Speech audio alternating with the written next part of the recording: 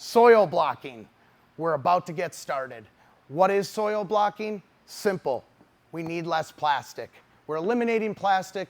We're going to create soil blocks to sow our seeds without any of this anymore. We're going to be earth-friendly 2025, and we're going to have fun making our garden without any of this extra. All we need is a simple soil blocking tool and a special mix that we're going to make right in front of you. So when we think of soil blocking, all we're trying to do is make blocks that don't fall apart. And a lot of people say, how do you do that? You need a good, rich compost manure like the cow here. We like this one because why? Take a look.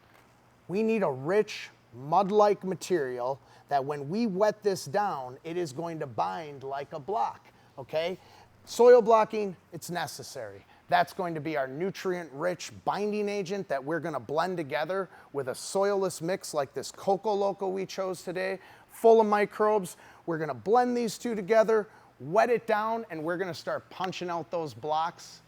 Let's get started. As we're making our mix, we're gonna go through and make sure that any large clumps of manure are broken down. The soilless mix along with the manure are blended properly together. And we're gonna make sure if we see any large sticks or things that don't belong that could make the soil block break apart, we wanna make sure we remove those before we add any water. And then the final step is going to be add water. Well, looky at this. Now that our water is added and it's blended in, guys, we have this beautiful, rich, mud-like, but not too muddy, blocking material. And what I'm doing is I'm just kind of mixing it around to make sure that there's a perfect consistency for when I begin blocking. Everything binds nicely, but I am loving what I'm seeing so far. So we are ready with our mix to do our first soil blocking.